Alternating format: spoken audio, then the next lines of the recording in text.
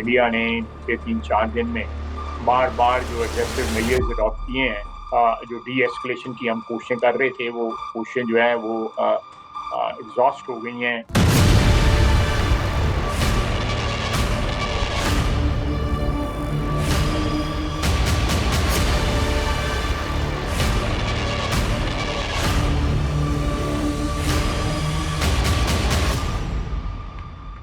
India has denounced IMF's frequent bailouts to Pakistan in the IMF board meeting. This as the International Monetary Fund cleared a $1 billion tranche for Pakistan. The amount is part of its $7 billion extended fund facility lending program and a $1.3 billion tranche under the Resilience and Sustainability Facility. Given the current conflict between the two countries, the news is indeed a dampener for New Delhi. And that's why India abstained from voting. Remember, in the IMF, directors can either vote in favor or abstain. There's no provision to vote against a loan or proposal. That's why India abstained. By abstaining, New Delhi conveyed its strong dissent within the constraints of the IMF's voting system. It used the opportunity to formally record its objections.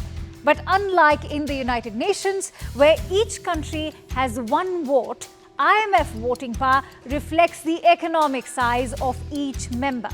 For instance, countries like the United States hold a disproportionately high voting share. Thus, to simplify things, the IMF typically makes decisions by consensus. In that case, one wonders why New Delhi was unable to leverage its good offices with Washington to block this funding. In fact, India has questioned the effectiveness of the ongoing IMF assistance. It noted that Pakistan has received support in 28 of the past 35 years, including 4 programs in just the last 5, without meaningful or lasting reform. Sample this. The first IMF bailout package for Pakistan goes all the way back to 1958.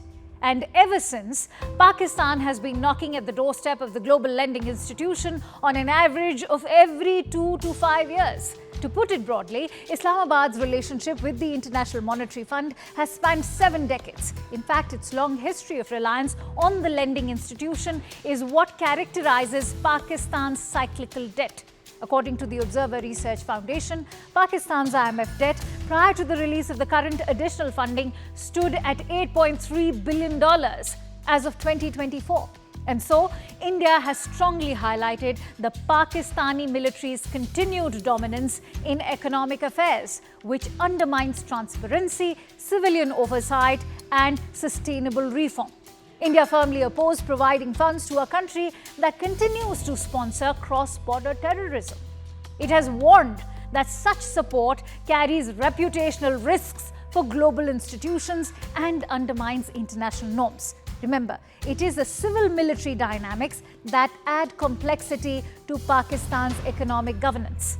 The military's dominant role in overseeing major economic projects, particularly those linked to CPEC, complicates the implementation of IMF-mandated governance reforms.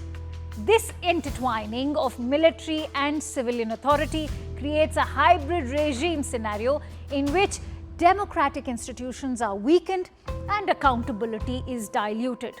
The military's economic influence often results in strategic interests being prioritized over fiscal prudence. Why else would Pakistan afford to enter into yet another war with India? In fact, India has even cited a 2021 UN report at the IMF meet. It described the Pakistani military's economic interests as the country's largest conglomerate. India noted that the armed forces now play a lead role in Pakistan's investments, which means there's a greater risk of policy slippage under a civilian government, that of Shehbaz Sharif's. India also referred to the IMF's own internal evaluation report on prolonged use of its resources. That report flagged perceptions of political considerations influencing lending decisions in Pakistan's case. India warned that such repeated bailouts risk turning Pakistan into a too-big-to-fail debtor.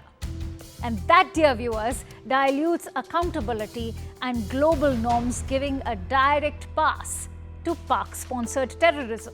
And that's why Most significantly, India cautioned against the possibility of IMF funds being misused for military purposes or state-sponsored terrorism.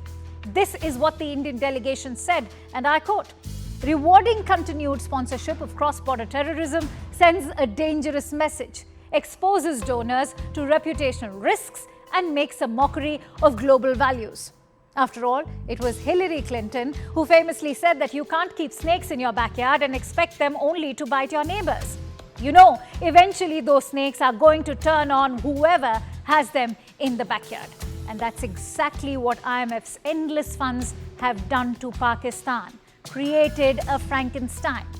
While several other countries have echoed India's concerns, the IMF has noted that its responses are often limited by procedural and technical constraints. Well, clearly, those very procedural and technical constraints are costing India an arm and a leg, begging the question, is it not time to reform IMF lending? Even more so if countries like Pakistan have been funneling their repeated bailout packages to fund terrorism. The barbaric Pahalgam attack linked to Pakistan-backed terror groups underlines Pakistan's governance failures and their broader implications for financial stability. Without structural reforms and a shift towards more equitable economic policies, Pakistan will remain at perpetual dependence on external financial assistance used for terror support. For India, which is planning to throttle support for cross-border terrorism, New Delhi's homework should have started much earlier, especially considering the IMF's 3-year aid package was finalized in July last year. Now, India is all set to actively pursue getting Pakistan back onto the Financial Action Task Force grey list. Remember, Pakistan was placed on the FATF grey list in 2018. It remained there for 4 years as it struggled to meet the FATF's stringent requirements. But after taking effective steps to curb money laundering and terror financing, it was removed in 2022. Clearly, it was a bluff, because soon after, Pakistan was back to its game of proxy wars, leading to the massacre in the meadows of Pahalgam. But remember, it is the Financial Action Task Force that sets the global anti-money laundering and counter-terrorism financing standard through its comprehensive framework. And so, India must build a concrete case against Pakistan at the FATF. After all, it is the FATF framework that India can strategically leverage.